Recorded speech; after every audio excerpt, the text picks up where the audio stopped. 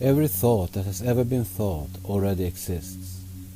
Outside of this linear time-space reality, all time is simultaneous. So there is no past, present or future. There is only one now moment. Every thought that we have had and every thought that we will ever have already exists in a dimension that is overlaid but not perceivable by us on top of the physical dimension in which we exist. When we wrote the article on dimensions, we discussed that this thought realm or dimension might be what we call the fifth dimension as it relates to this reality. Every thought from this reality resides in the fifth dimension. The formation of these thoughts occurs in the fourth dimension. We could call this dimension the blueprint for our reality. This is where the creation of what we experience here is planned and formed. As we step down to the third dimension, we can see the physical manifestation or creation of these thoughts and experience them. So, to try and explain it more simply, the fifth dimension is the realm of thought. The fourth dimension is the realm of thought form. The third dimension is the realm of manifested thought form into physical expression. Also, within these dimensions are what we call densities. These densities are the various frequencies or vibrations of our thoughts, thought forms, and manifestations. Everything has a frequency of vibration. For clarity, we will refer to this vibration using the terms high and low, since we can all understand these measures, as discussed in previous videos, as representative of our emotional state. There are no beings living in these higher or lower dimensions. These are merely realms of vibration that we all have access to based on the frequency of where we are in a specific moment. Every time you have a thought, you have just accessed the fifth dimension. When you ponder on the particular thought with more intense focus, you have just accessed the fourth dimension. You have taken that thought you retrieved from the fifth dimension and given it form, thus thought form. If you know how creation works, it is possible to take what you form in the fourth dimension and bring it into the third dimension as a manifested experience. To give you an example of this, let's say you want a new car. This was the example used by William Buhlman, who studied out-of-body experience at the Monroe Institute for over 40 years. Buhlman said that if we want a new car, all we need to do is to have the thought, I want a new car. This thought exists in the fifth dimension. To bring it to the blueprint dimension or the fourth dimension, we need to focus on the car with enough intensity so that it begins to take form. We need to see the car in our mind with as much detail as possible, smell it, feel it under our hand as we touch the outside of the car, imagine what it would feel like to drive it, what it would feel like to own it, etc. William explained that every time we travel out of body and into the next realm, the fourth dimension, the one closest to us, which is where we go when we are first exiting the body, we will then be able to see the car take form. At first, it might be a fuzzy image. It isn't clear and well formed. Gradually, though, as we work on our focus with more detail, the car would become clearer and more detailed each time we saw it. Eventually, we might discover that one day, while driving past a car dealership, our car is sitting right there. This is not an overnight manifestation, as you can see, but it does work, and Buhlman knows the secret. What is the secret? The law of attraction. In 2006, a groundbreaking movie was produced called The Secret, and it became a big success. people were taking these concepts and making dream boards. They were wishing and focusing on all the wonderful things they wanted for their lives. Everything from new jobs and new relationships to cure for disease and $1,000,000 jackpots. It wasn't as easy as the secret suggested, though, and eventually this concept was discarded as bunk and forgotten. What the secret failed to teach everyone is the concept of vibrational frequency and how the law of attraction actually works. Just because you can dream it, visualize it, and desire it with ferocity doesn't mean you will automatically get it. The magic key to unlock this creation process is to match your frequency to the frequency of your desires so that you become in alignment with what you want. What does this mean? Let's say that you want a new relationship in your life. You want a partner who loves you unconditionally, accepts you authentically with enthusiasm, supports and encourages you, etc. For this person to come into your life based on the law of attraction, you must match your frequency to the person you are desiring. Do you love unconditionally, including yourself? Do you accept everyone's authenticity? Are you authentic? Do you support and encourage others in all ways, in the way that you want to be supported and encouraged? Keep in mind that this also includes yourself. In fact, including yourself in this focus is the main component that will enable this manifestation of your dream partner to come into your life. If not, then you are not at the vibrational level. You are not aligned to the vibration of this person you are desiring, and the two of you are out of reach, so to speak. You might say, well, if I had all these wonderful thoughts about others, and especially about myself, I wouldn't need anyone else. So what's the point? Exactly. You must be in the state of receiving this person into your life, and that means no strings attached. You must know that you already have all these things in your life and be able to receive it, or else you are trying to create from a place of resistance, and that will not work. If you are lacking in any of these qualities yourself, you are aligned with other people who are also lacking these qualities. And these are the people who will come into your vicinity, who are available for relationships. Does this make sense? Can you see how it works? You cannot manifest the perfect job for yourself if you are in a state of vibration in which you are thinking, I hate this job. In order to get a job you love, you must be in the state of vibration in which you love your job. Then, and only then, will other jobs you love come into your physical reality for you to experience.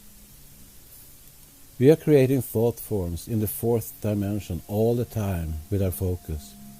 You might hear people say that they had a frightening experience while attempting to astral travel or have an out-of-body experience. Just as your thought forms exist in the fourth dimension, so do everyone else's. And unfortunately, we don't always think of kittens and rainbows when we focus with very much intensity. What do you think humans focus on the most? Do you think it might be their fears? What thought forms do you think that might create? You think it would create some very frightening things. Just remember, though, that all of these are just thoughts that hold a vibrational frequency, and just as we attract physical experiences to match our frequency here, likewise, we experience different densities in the dimensions according to the frequency at which we are currently vibrating. We attract scary experiences when we are scared. Take some time to ponder that concept and how it relates to your own experiences. Thoughts are things. Thoughts have a vibration, and we are interacting with thoughts and the fifth dimension constantly. We not only are interacting with our own thoughts, but because every thought that has ever been thought exists there, we are also interacting with the thoughts of others. We would suggest that some of our thoughts that come into our minds are not even our own thoughts. They are thoughts that we have pulled in based on our own frequency at the moment, and we attract other thoughts that are of the same frequency, like a magnet. If all dimensions are holding various levels of densities, we could assume that in this realm of thoughts would be existing at a density within that dimension based on their frequency.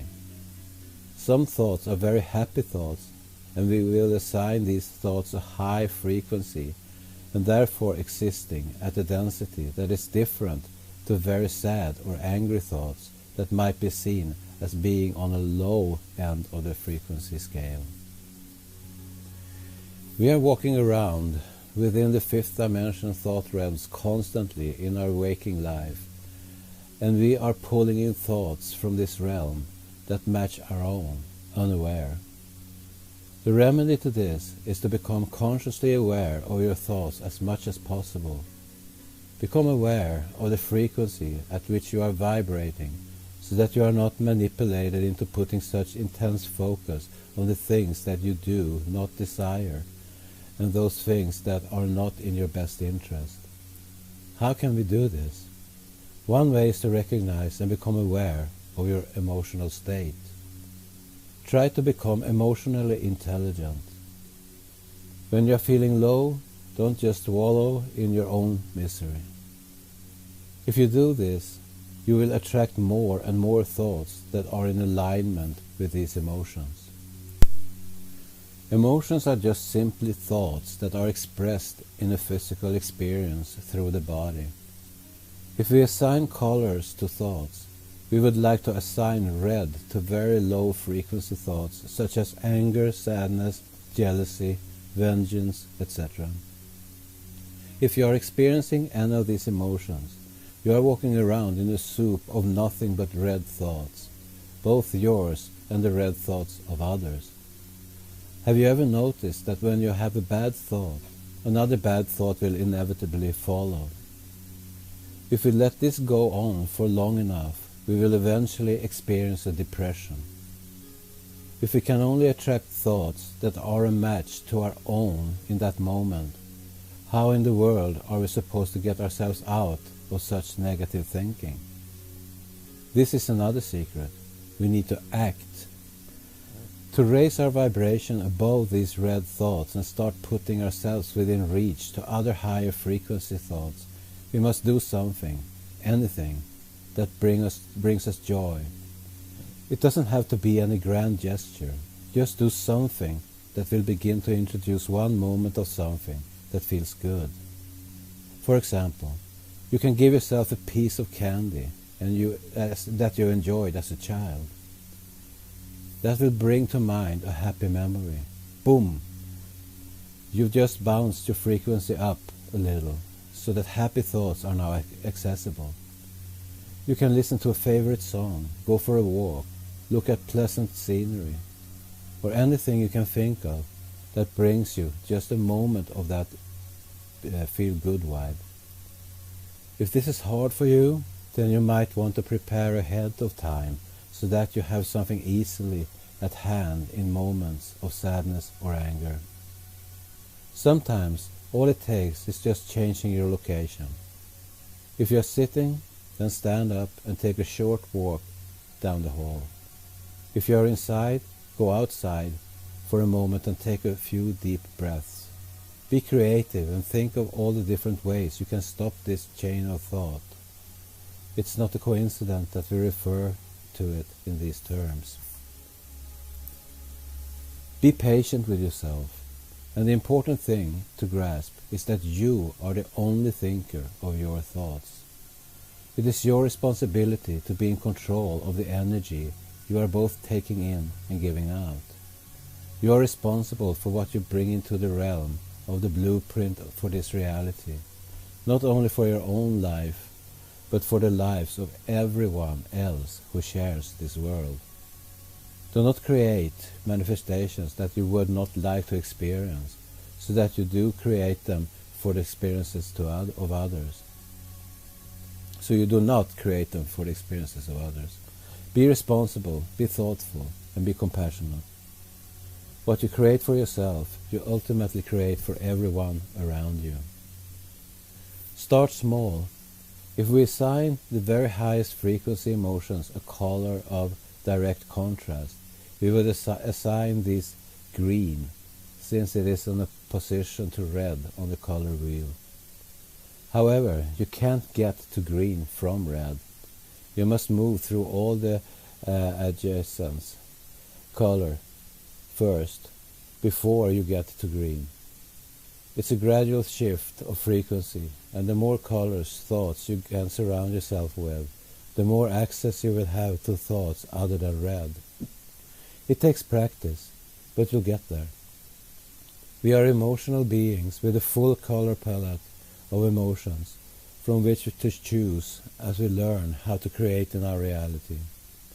We are a rainbow of thoughts, as we should be, and it's up to us to take control and learn how to use these emotions for the benefit of everyone around us.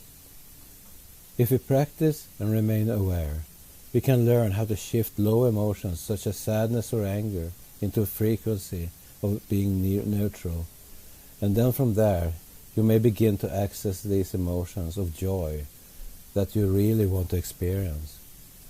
It isn't a magic pill, but it does work if you put forth the effort to gain control of your emotions. When people are stuck in very low frequency of emotion, self-loathing, jealousy, hatred, etc., the only thoughts that they can attract are thoughts of this same frequency. Have you ever noticed how when we are around people like this, we tend to match our mood to theirs? Even if you have been having a great day, encountering the energy of someone who is only existing in the red frequency of thoughts will gradually begin to affect and influence the frequency of thought that we have access to as well. We are moving through their emotional thought soup without being aware of it, because you can't see it. We can feel it though, can't we? Therefore, having little to no contact with manipulators is so important to our recovery until we have reached a plateau of well-being where we are no longer affected by their toxic soup. This is extremely difficult though, so it's best to just leave these manipulators to their own quicksand, or we risk drowning with them. If you have researched or are familiar with the specific tactics that manipulators use, then we will assume that the terms love bombing, devaluing, and discard need no explanation. When we look at the law of attraction and the way it works, we can understand how these manipulation tactics work as well, and their effects on us. You can't squeeze water from a stone. There are varying interpretations and versions of this familiar saying, but the main idea is that you can't get something from another if it simply isn't there. Let's look at how this phrase applies to the energetic connection between a manipulator and his or her target. First, a person who is only thinking and therefore only attracting low energy thoughts is in a terrible state of being. This person is often the embodiment of every one of these low emotions, and very often chronically depressed. This is a person whose inner critic is never silent, and this person is incapable of raising their own frequency, even the slightest degree, to have access to higher frequency thoughts on a stable basis.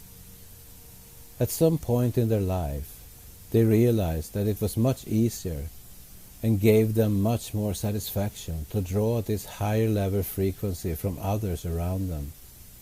Instead of acting with conscious self-reflection and the willingness to grow and change, they have deemed it necessary to depend on others to raise the frequency for them. This is either because they are unwilling to endure the pain and effort it will require to overcome this method of manipulation, or because there is something fundamentally different about their makeup that means they do not have the ability to do this, thus having no genuine soul, or only consisting of the very lowest composite of soul fragments / fires, and no higher self exists. It's still only a concept at the moment. At the fundamental level, what is happening is an exchange of energy. Using the manipulation tactics, let's look at how this energy exchange works. Manipulators are using the law of attraction as well, but they are using it in destructive ways. The difference being that the manipulators take control of their own frequency by taking control of the frequency of others. When someone is highly manipulative, they seek the admiration, adoration, and affection of others. We all do this, don't we? It feels good when other people give us this kind of energy. When it is done with equal exchange, it raises the frequency of both people in the relationship. Manipulated people are aware of this energy exchange and raising frequency too, and this is the love bombing that we all experience when we are in relationships with them, although they might not understand on the conscious level. They pour it on like crazy, knowing that when we are showered in excess feelings of high frequency thoughts, emotions, we will raise our frequency like a rocket. They need us to feel this way. They can't take something from us that we don't possess. However, when the inner emotional landscape of a highly manipulated person is permanently stuck in the lower frequency of emotions, they can't very well give what they don't have, can they? All these love-bombing accolades are false. If someone is not happy, can they genuinely express happiness for others? We would say no.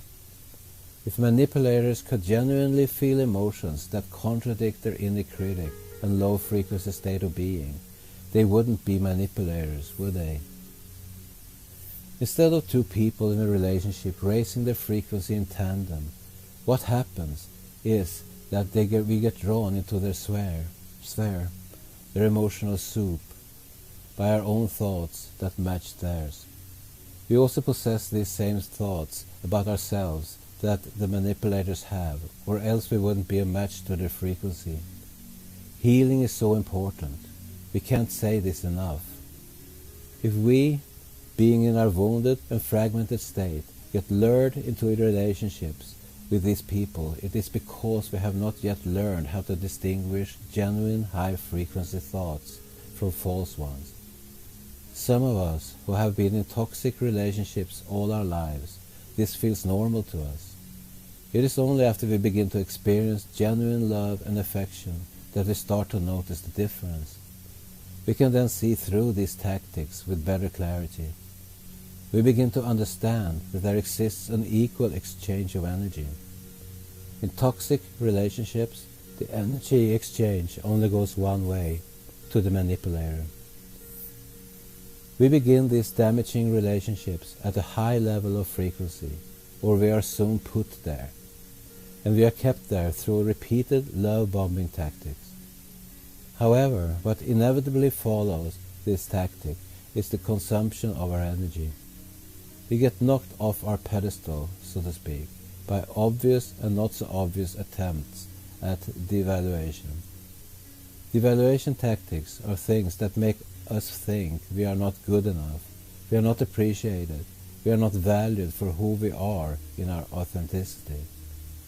For someone in a relationship with a vulnerable narcissist, we get a never-ending cycle of "feel sorry for me," "I'm a loser, make me feel better," and "I can only be happy if you make me happy." All energy is directed at keeping the manipulator elevated, while the manipulator is not giving anything in return, not even an attempt to help themselves. This is an exhausting and futile relationship. As we get lower, they get higher. This is the energy drain. It makes them feel good for others to feel bad. They want you to feel like they do, because in some twisted interpretation of the way relationships work, They only feel loved when their partner is jealous, so they will do things to make the partner jealous. They only feel appreciated when their partner needs them. They only feel valued when their partner is afraid of losing them, and so on. Do you see how their manipulative tactics to make us feel bad will in turn make them feel good? Thus, as you get lower and lower in emotional vibration, they get higher and higher. This is only a temporary fix for them, however, so the manipulative tactics must be repeated over and over and over to sustain this type of relationship. What do we experience after years of this type of energy manipulation? We get sick, we get depressed, we get drained to the point that we ourselves are in danger of having to manipulate others in order to raise our own frequency, because we are so fragmented and so wounded that we are no longer connected to our higher self that allows us to be wholly and completely sovereign and capable of having control over our own reality through self-reflection, healing, and spiritual growth. What happens when we have become so wounded and drained that the manipulators are no longer able to control the raising and lowering of our frequency to suit their needs? We get discarded. You can't squeeze water from a stone. Can you see how this relationship dynamic could be compared to a spreading virus among the human population? Is it any wonder why this physical dimension we live within is getting more and more dense, lower and lower in frequency, as we march forward without any awareness of what we are doing to each other and what we are creating? If thoughts are swimming along in the fifth dimensional soup, waiting to latch onto whatever magnet matches its frequency, wouldn't it be to our benefit to pay attention to what we are attracting and what ingredients we are contributing to the soup? Try this exercise as you begin to create better and better things for yourself. If you want a wonderful partner in life, then be a wonderful partner. If you want happiness, then do things that make you happy, and do things that make others happy. If you want the best outcome of a situation, then approach each situation with the intention for the best interest of all those involved. If you want to have fulfilling experiences in your life, then first give yourself fulfilling experiences so that you are a match for those things you desire. If you want abundance in your life, appreciate the abundance that surrounds you so that more abundance will be attracted to you. If you feel surrounded by abundance, you will receive more abundance. Remember our previous article on need and lack. We often only seek to change our lives when we need something or when we are lacking in something. To create what we want for ourselves, we must realize that we already have it. Funny how that works. We wish you to feel loved, encouraged and supported.